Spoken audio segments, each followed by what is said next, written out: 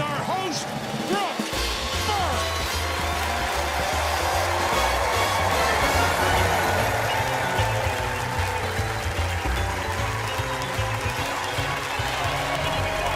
Welcome to Fool Us. Brace yourselves for a night of electrifying performances because tonight's magicians are ready to rock you like a hurricane. So let's crank up the volume and bring out the Keith Richards and Mick Jagger of magic, PENN and TELLER.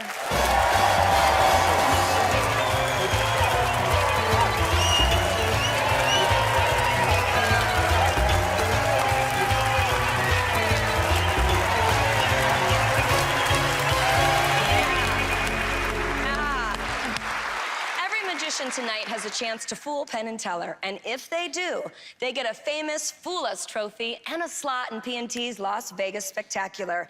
Let's meet our first magician right now. I am Emily Robinson Hardy, and I am 20 years old. When I finished school, I did not know what I wanted to do. Then I saw an ad for the next TV stunt magician. Yeah. So I applied. Because I love fast cars, I love high-speed driving, I've jet skied, and I've even got the scars to prove it. I even had a lesson flying a helicopter. So when I got the stunt magician job and I was told I was going to be jumping out of the helicopter, I was so excited, I was completely all over it. Or an act where I might end up pouring acid all over myself. Yes, sign me up. Danger does not deter me. Here in Las Vegas, there's all sorts of danger and excitement. Every magician knows that the car trick that I'm going to be doing is a very big risk. It is a very scary trick to perform live in front of two legends as well. But like I said, I love taking risks. Wish me luck.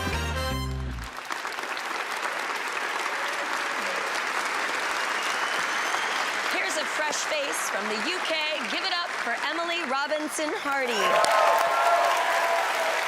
What you're about to witness is said to be impossible. This particular card trick is a version of plot within magic known as any card at any number, or as we magicians know it, a can. The idea of the trick is very simple. A spectator would name a playing card, so let's say the 2 of hearts. Another spectator would then name a position within the deck, so let's say 24. The magician would then pick up the deck and count down to the 24th card, and at that position would then be the chosen card, the 2 of hearts. Now, A-Can has been around since the 1700s, and magicians have created thousands of versions of this effect. But they all have one thing in common. At some point within the routine, the magician will always touch the cards. Now, the perfect A-Can is one where the magician never touches the cards, where the spectators have a free choice, where the deck is a normal deck of playing cards and there are no stooges in play. And that's why what you're about to witness is impossible. Or is it? Now, I need some volunteers from the audience, so if you don't mind helping out, can you please pop your hand up just so I can choose someone? It's okay, so can I have the front row down there? And let's go glasses. Yes, please, come on up. So a round of applause for our volunteers, please. Okay. Just either side of the table, thank you. So, hello, and welcome to what I like to call the Emily Robinson Hardy experience. So, for this miracle, we are going to be using this jumbo deck of playing cards, which makes any sleight of hand incredibly difficult. So, in a moment, I'm going to be asking you to name a playing card for me. So please get one ready in your mind, and I will be back to you shortly. I'm going to be asking you to name a position in the deck. So that's a number between 1 and 52. So again, if you could please get that ready in your mind, and I'll be back to you in a moment. Now, the last time I demonstrated this effect, my volunteers got a little bit freaked out. So one of them fell off their chair and the other almost choked on a peanut. So I would like to ask you both to please not react as you experience this. So, you are thinking of a playing card. Please state that playing card now. 6 of spades. The 6 of spades. And that was a free choice. Yes. No one's primed you to say that beforehand? No. Fabulous. And you are thinking of a number. Please state that number now. 47. Perfect. Now, what I want you to both do is keep your eyes fixed on that deck. Ensure that these hands do not touch the deck at any point. So, turning the cards face up one at a time we are going to count to the 47th position. Now, as 47 is quite far in the deck, I'm going to ask you to go quite quick at the beginning. I'll count with you as you go so we don't lose track, and I'm sure the audience will join in with us. You ready? Yes. Please begin.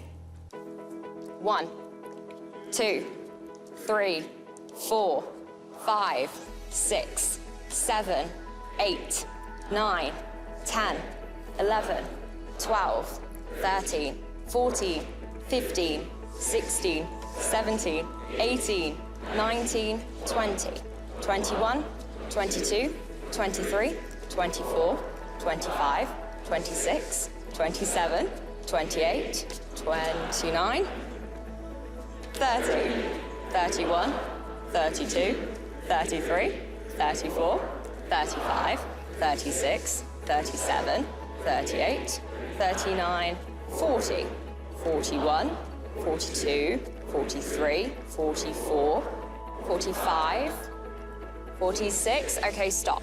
So before you turn over this 47th card, can you please just remind everyone what the card was? 6 of spades. The 6 of spades, okay. So I just want to say that if it is not the 6 of spades, then it is not my fault. I had no say in the card that was chosen or its position in the deck. There's no one hiding underneath the table making sneaky things happen. And although I admit I supplied the cards myself, they hide no mechanical parts and they're not haunted. So with that said, please turn over this 47th card. Show everyone what it is. And it is the 6 of spades! Thank you both so much. You can return to your seats. Thank you. Hi, Emily, Robin, Harvey, everyone. So how do you prepare for a performance like this? Quite honestly, the night before, I'll do a nice face mask and probably then just jamming out to some like incredibly heavy, like Rob Zombie, Motley Crue, Black Sabbath. That's the routine. Do you prep for stunt work in the same way? Not always. It's basically just making sure that I still remember how to stick shift. Apart from that, I'm sorted. Have you ever combined stunt work and magic? Not yet. Let's imagine for a moment the greatest stunt magic trick ever. What does that look like? Me on fire. Anything like that. You on fire? Yeah. I mean, whatever. I want to be set on fire, but everyone keeps telling me no. Okay, Emily, let's see if PENN and TELLER are gonna send you back to England with a Fool Us trophy. Hey, Emily, really nice, really good performance. We know an awful lot about any card, any number. Everything that Emily said about that is true. It is a classic trick in magic. It is kind of the holy grail in magic to get a perfect version of it where you don't touch the deck and you don't do pre-show, which we believe you didn't do, right?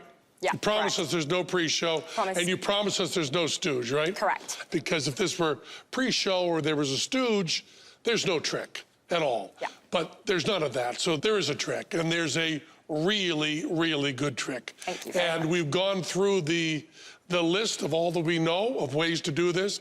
We've been checking them out, and as far as we can tell, there are 2 choices. One is it was supernatural, and 2 is you fooled us.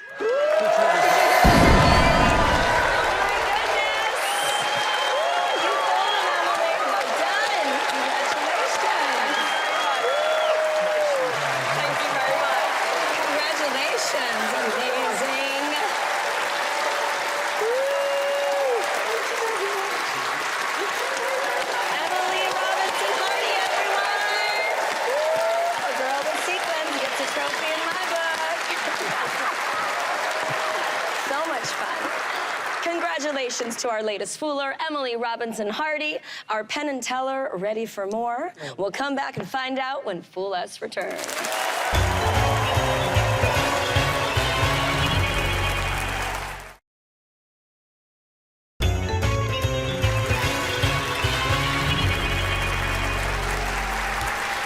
Welcome back. The next magician attempting to leave PENN and TELLER spellbound is right here. All the magic I do is bottle magic. so I know birds better than almost anyone. I saw my first dove act in a video of Las Vegas. The magician was so poetic. My magic is darker because during military service in Korea, I suffered an injury. My finger nearly came off.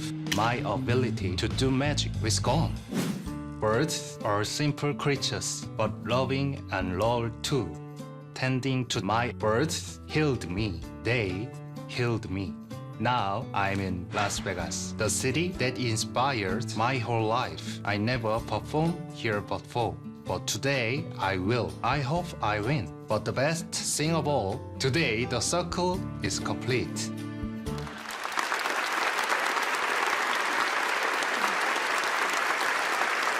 Make way for the magic of CY.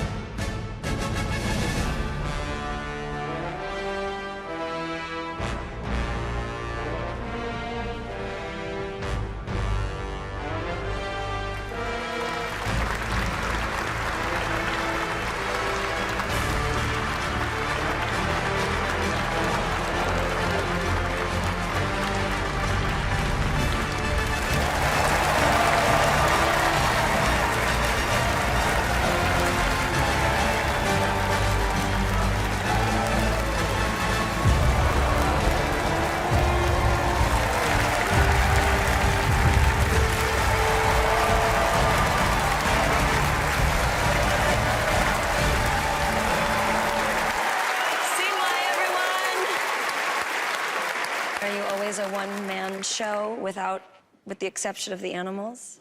항상 새들과 함께 Yeah. 무대에 올라서 공연을 합니다. Yeah, it's always just him and the birds. What was your parents' first reaction when you decided to be a magician? Were they supportive? 설득했다기보단 한 10년 동안 내가 계속 하니까 지금은 그냥 허락하신 느낌이라고. Did you practice at home for them, or did you have to hide? 숨겼지. 화장실에서 연습하고. And did they catch you? 걸려서 한 번은 다 버리신 적도 있고. Oh no. 하지만 괜찮다고 마술로 다시 만들면 되니까. All right, CY, you ready? Let's see if you fooled Penn and Teller. Yes. Shall we? Boys. CY, a translator, please tell CY that we're a little scared of him and we mean no harm. 형이 좀 무섭다고. Very, very intense act. Really wonderful, and has those two great movements going from the white to the red, the change in the color of the doves, the vanish in plain sight. That's always done covered in some way. The dove and the smoke vanishing, all of those are just beautiful and real innovations. Dove magic is, as Teller knows, among the hardest kinds of magic to do, because you're dealing with living things that have to be dealt with compassion and respect, and that's very difficult to do. You don't have to worry about killing a card. You do have to worry about killing a dove and making sure they are treated well. We know Lance Burton very well. We know Johnny Thompson very well, and they do those traditional dove acts, and it's very, very hard to innovate in a form that's that difficult and is dealing with living things, and you have absolutely done that. The change in colors, the glove change at the end, after you've established so clearly that everything is white, the hands going to red is just beautiful. It really is an innovative, very intense, very wonderful act. We don't think you fooled us, and please don't hurt us.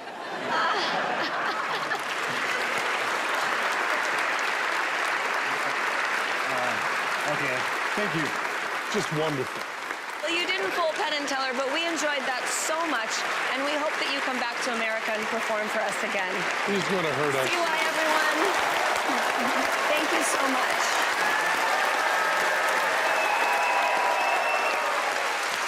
We are taking a quick break, but we'll have a fantastic magician waiting for you when we come back.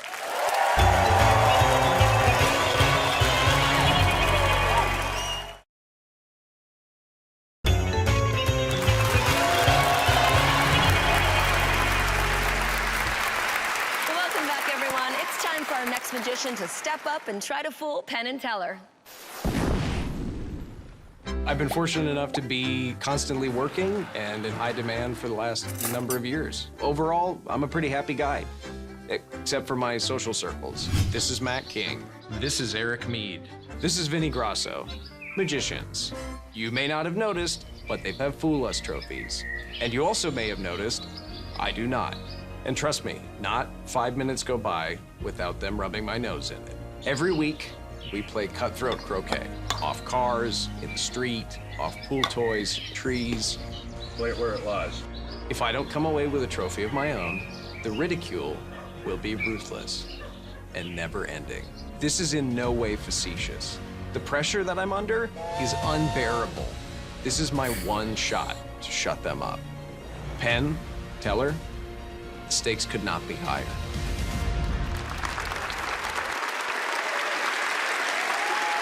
Give it up for the comedy magic of Nick Diffatte. Thank you so much. Thank you. Thank you, Brooke.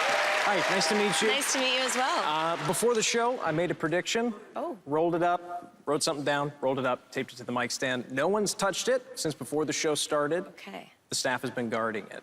Ooh. And we've never met before. We have not. You didn't write down any personal information that could have been secreted to me. I know nothing, as usual. No. Brooke, in your loudest, most clear voice, all you have to say is yes or no and be honest. Okay. Is your phone number 909-334-29? No.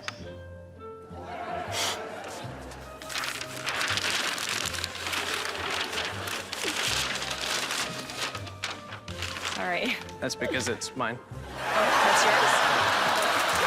Well, thank you. And the rest of the ladies are thanking you, too. Brooke, people come up to me after shows, they see me do magic, they come up to me, they go, how much of this is real and how much of it is fake? How much of it's just a put on? And the answer is all of it. All of it. It's all fake. I don't have any, well, I have one superpower. I can tell the expiration date of any item. Really? Does anyone have a gallon of milk I could borrow? We've been sitting here for a minute. Tell you what, let's use, I don't do pets anymore, but I can do relationships. Like, how long have you folks worked together? 48 years. 48 years? What's the date? You know, we'll move on. Never mind. Tell you what, Brooke, do you have anything government issue on you? Do you have, like, your ID? I do have my ID on me. Could you pull out your ID? Don't show it to me. Okay. I don't have any pockets, so I actually do have my ID. I won't look. I will use this blindfold of modesty. Okay. Here, and would you take a look at the expiration date on your ID? Don't show it to me. Okay. And remember it. I know Okay. that's kind of the tough part. And would you hold it face down? Hold it face down so I can't see it. I will take your ID. I'm gonna cover it up so that neither of us can get to it. And would you hold out your right hand, kind of like a crab claw, like this? Like this? Facing down. Perfect. Okay. Sorry, I know it's kind of weird. Pinched on top. Okay. Okay. I'll come over here just so they don't think we're in cahoots.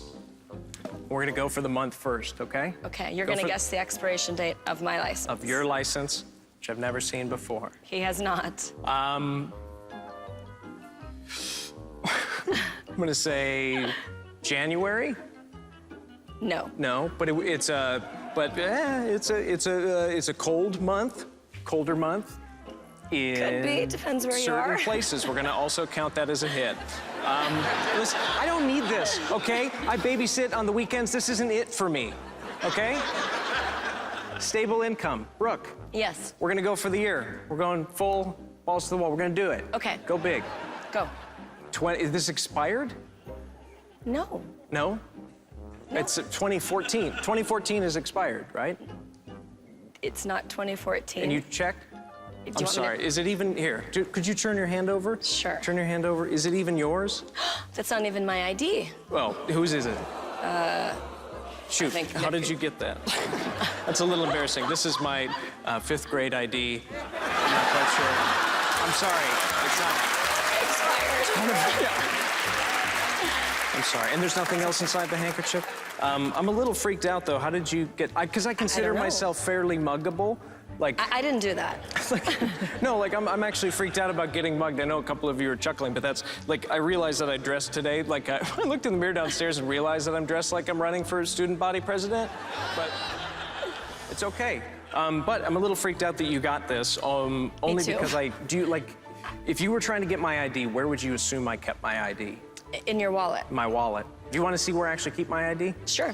It's a thing I came up with. It's called a back wallet. Okay. It's not a real thing. I'm trying to pitch it. But it's a wallet.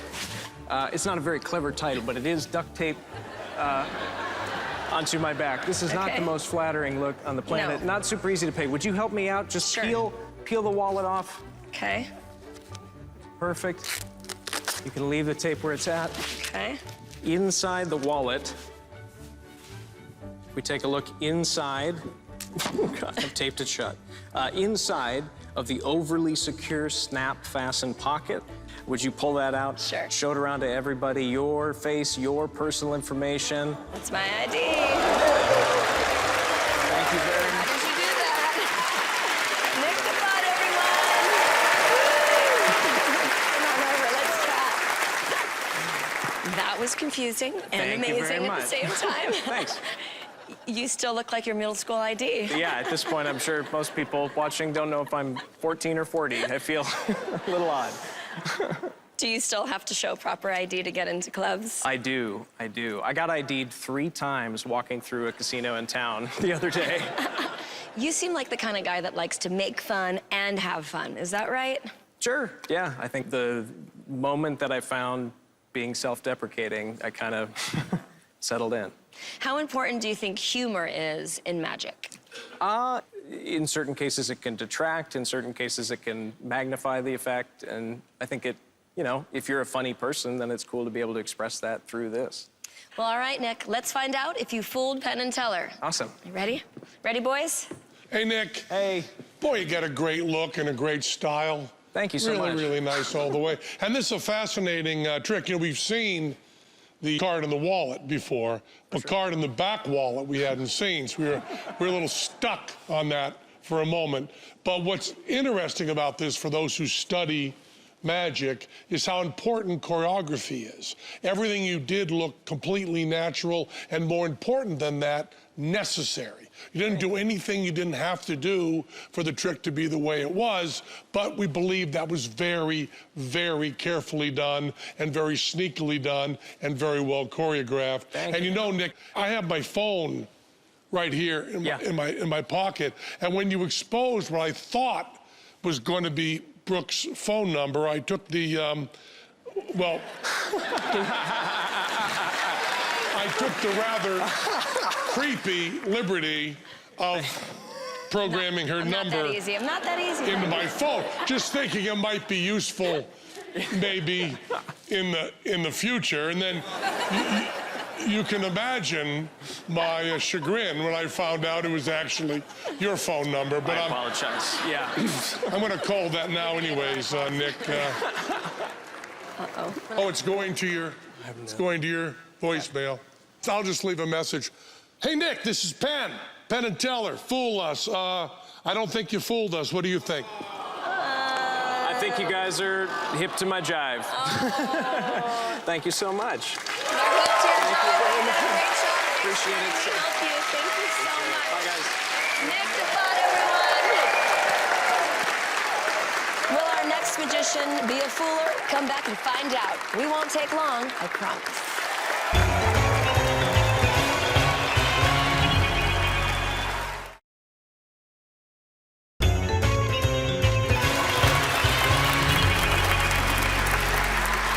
You're just in time for me to produce our next magician. Abracadabra. Hello, I'm Cody Stone and I'm from Hanover, Germany. I really love classics and magic, and I'm really interested in smart devices and the combination of both. I call it classical smart magic. My wife is a doctor. She's my best friend. When I have a new trick, I come to her first, and when it's possible to amaze her, then I know, okay, it's good enough for my magic. The idea for tonight's trick came to me while I was working on a totally different routine. Seeing how the trick is viewed from different angles can be very helpful. But sometimes the unexpected occurs. This one in the mirror showed me something that surprised and almost fooled me. And hopefully tonight, this surprise will fool Penn and Teller.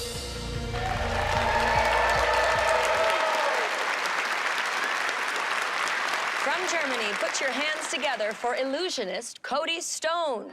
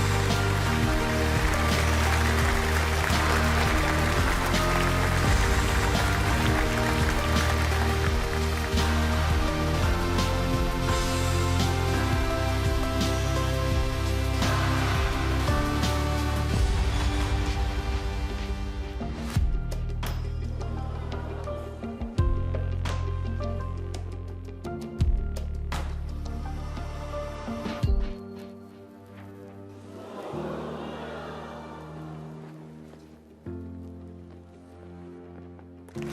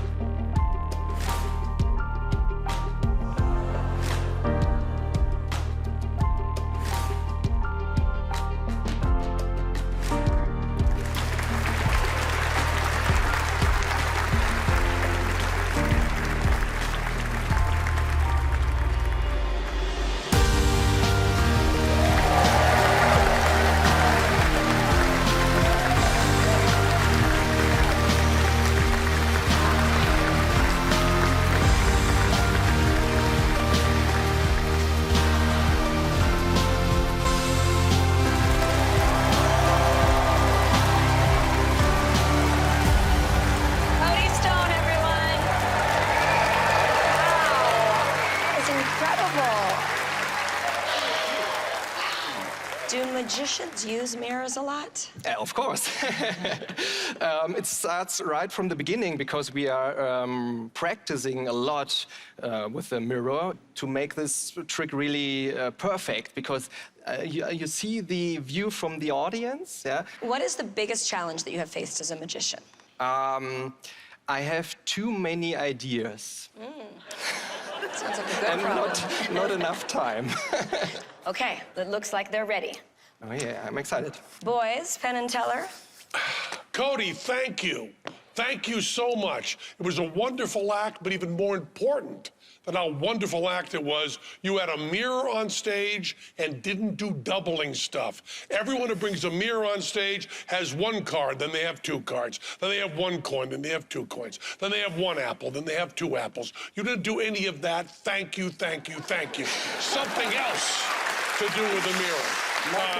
Just brilliant. You know, it's so well lit on this stage. It's like you were doing a daylight seance with a zombie who was rotating in space. It was just terrific. You know what I'm talking about? I have no idea what you're talking about. And I also want to say that this principle that you use is a brilliant use of this. Ladies Looking Glass by Alexander Herman used the same principle for a vanish, but you use it for a penetration in a wonderful, spooky way. It's really, really a nice routine. We really loved it. And I think some of my surrealistic acid trip words there may have given you an idea. We know what you're talking about. Does that mean anything to you, Cody? Does that make sense? Yes, of course. But it was a really honor to perform in front of you. Wonderful to have you here. Thanks. The language of magic. Cody Stone, everyone, thank you so much.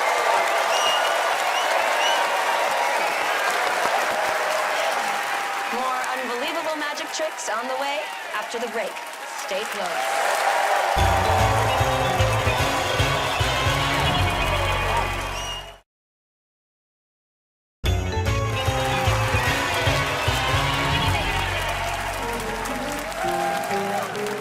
Welcome back to Fool Us. So Penn recently collaborated on a jazz album with his pal and renowned piano player, Mike Jones. So what does jazz have to do with magic? I'll let Penn and Jonesy take it from here. We're playing jazz. It's an American improvisational form of music. We know our instruments, we know the form, but we don't know exactly what we're gonna do.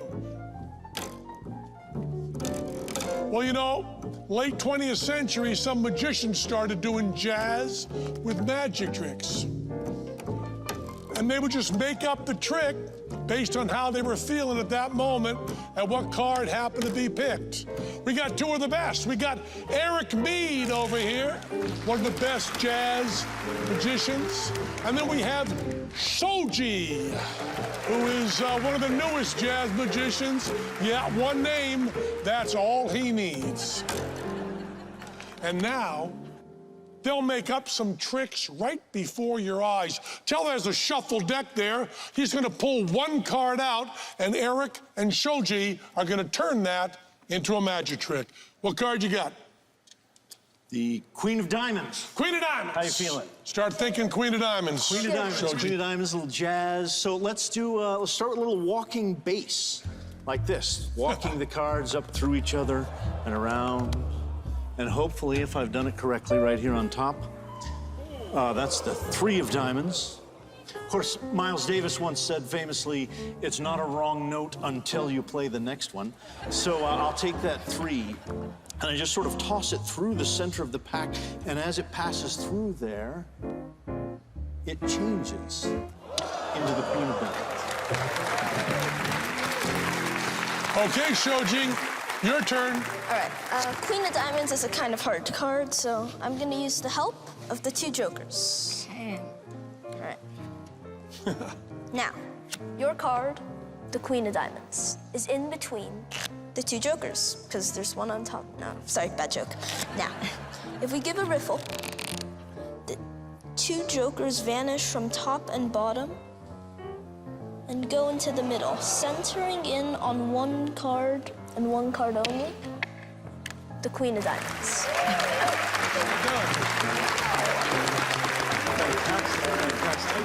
Nicely done, Shoji. Hey, Rook, why don't you give him a card? Shoji, you go first this time. Any card you want. Any card. Let's take one out. How's that? All right, 6 of Diamonds. 6 of Diamonds. 6 of Diamonds. Let's try something. You know what? We're gonna mix the 6 of Diamonds in my deck even more by shuffling them in a very special way. Face-up cards shuffled into face-down cards. Really good at that. Thank you. Surprising, right? Do it a little more. All right. Now, you can see how this would create a total mess. Complete chaos, as you can see. We have a ton of face-up cards, face-down cards, face-down cards, face-up cards, face-to-face cards, back-to-back cards. But if I snap, every single card turns over, except for 1, the 6. Nice. Fabulous. I was going to do something else, but because it was the 6 of Diamonds, I had noticed that I had the 9 of Diamonds on the face of my pack, which is just an upside-down 6. So if I just turn it around like this, it suddenly becomes the 6 of Diamonds. Now, I'll give you just one more little mix-up like this. Let me have your 6 of Diamonds, or Brooks. Sure. 6 of Diamonds, 6 of Diamonds. Into the air like this. Oh, and it comes down, and it slices into the sideways, into the side of the deck like this, right at this location, next to my 6 of Diamonds. Now let's do some magic and music together, and let's trade 4s. We'll play 4 bars, then we'll give you each a chance to do another trick. Ready, Jonesy? Well, if we're gonna trade 4s, let's trade decks, shall we? Okay. Go! Go! Trading 4s. 4 bars of music in jazz would sort of be like 4 of a kind in cards, I think. So let's start. Oh, lucky me, look, it's a 4. I'll give him a couple of cuts. And hopefully, yes, a second 4. That leaves 2 more, fewer and fewer. Book one at a time or both at the same time? Let's do both at the same time. That's what I thought you'd say. Yes, here we are. 4. 1, 2, 3,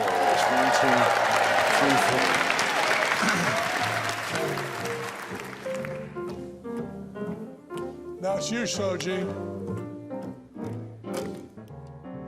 We'll shuffle. I'll go for the aces instead of the 4s. Why not? Winning hand. Yep. And I see you're using the Coltrane changes.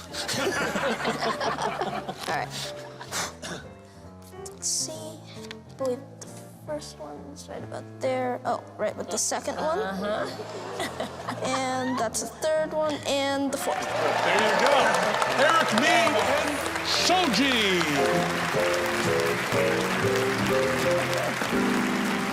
Well, that's the show for tonight, but we'll be back in the groove when we see you next time on Fool Us. Penn, Jonesy, take us home. Good night, everyone.